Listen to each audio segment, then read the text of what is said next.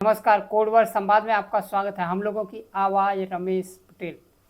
20 जुलाई को संसद मार्च के दौरान छात्रों पर बल प्रयोग को लेकर गृह मंत्री से संसद में बयान देने की विपक्ष की मांग। बिहार में प्रदर्शन के दौरान पहली बार AK-47 का हुआ प्रयोग। तेजस्वी यादव। कांकरोच जनता पार्टी को क्या मिला धोखा किसानों की तरह।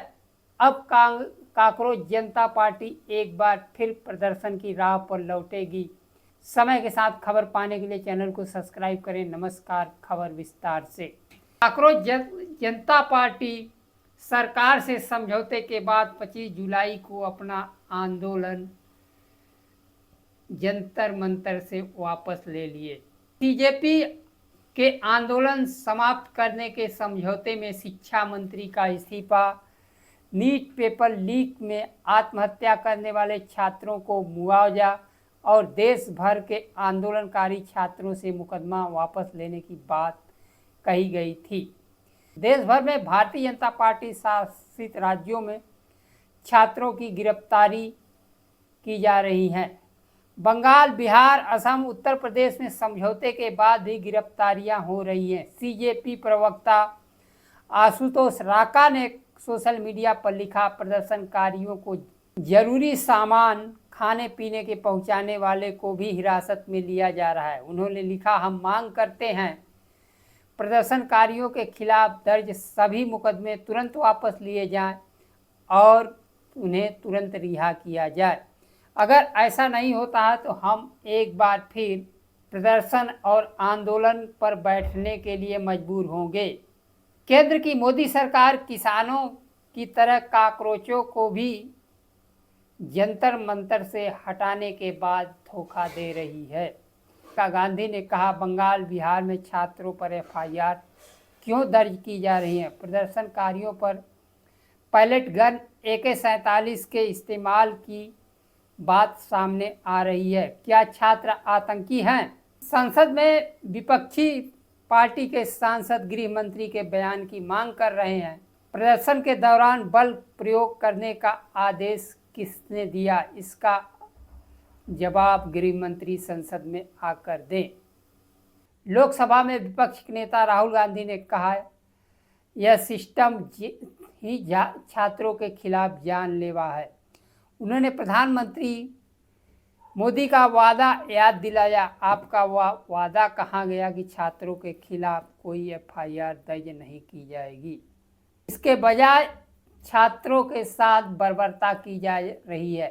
अभी तक प्रधानमंत्री का कोई वादा पूरा नहीं हुआ, चाहे 2 करोड़ नौकरी रोजगार की बात रही हो, किसानों से MSP गारंटी की समझौते रही हो, हर वादे से प्रधानमंत्री मुकरते रहे हैं।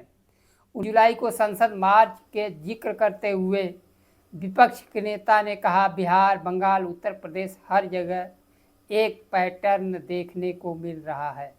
उन्होंने कहा, मैं पहले भी कहा था, यह सरकार बेईमान है, वह अपने बात से मुकर जाएगी।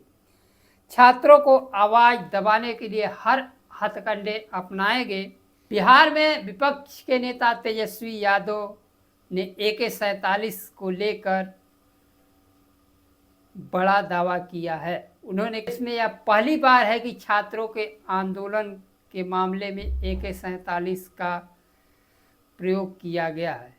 जब जुलाई को छात्रों के प्रदर्शन के दौरान AK-47 का प्रयोग किया गया।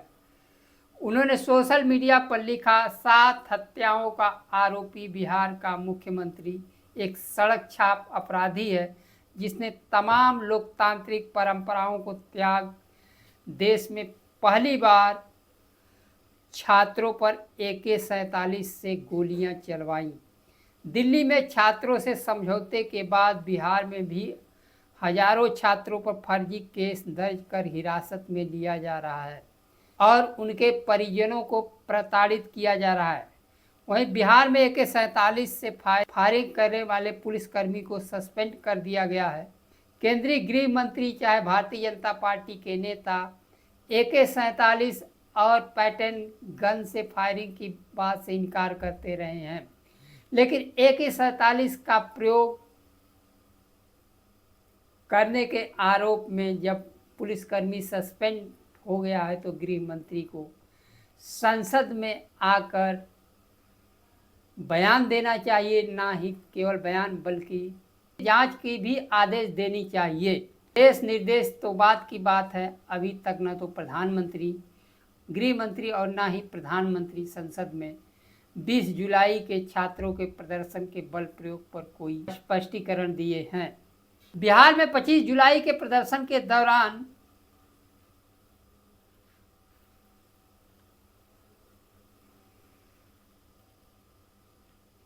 बिहार विपक्ष के नेता तेजस्वी यादव के बड़े भाई तेज प्रताप यादव को गिरफ्तार कर लिया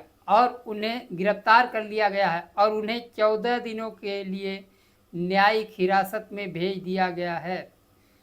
तेज प्रताप ने कहा, हम छात्रों के साथ खड़े हैं, जरूरत पड़ी तो हम जान भी देंगे। वहीं बिहार विपक्ष के नेता तेजस्वी यादव ने कहा कि हम बिहार के छात्रों को सलाम करते हैं तथा तेज प्रताप यादव को लेकर कहा उनके ऊपर गंभीर धाराएं लगाई गई हैं, जबकि दिल्ली में समझौता हो गया है तो छात्र आंदोलन से संबंधित किसी पर कोई FIR दर्ज नहीं करने की बात कही गई थी, जिससे प्रधानमंत्री और भारतीय जनता पार्टी शासित राज्यों के मुख्यमंत्री मुकर रहे हैं। कांग्रेस जनता पार्टी देश भर में छात्रों के प्रदर्शन के बाद और समझौते होने के बाद देश भर में गिरफ्तारियों को लेकर केंद्र सरकार को 24 घंटे की अल्टीमेटम दी है। अब कांग्रेस जनता पार्टी को तब तक अपनी मांग पर अडिग रहना चाहिए, बैठ जाना चाहिए जब तक यह नहीं होता है। और साथ में केंद्र सरकार में लाखों वैकेंसियां खाली हैं। लोकसभा में विपक्ष के नेता राहुल गांधी ने लोकसभा चुनाव के समय 30 लाख वैकेंसियां खाली होने की बात कही थी तथा केंद्र सरकार से कांग्रेस जनता पार्टी को मांग करनी चाहिए कि 30 लाख वैकेंसियां तुरंत जारी की जाए, जिससे कि देश के बेरोजगार छात्रों को रोजगार मिल सके।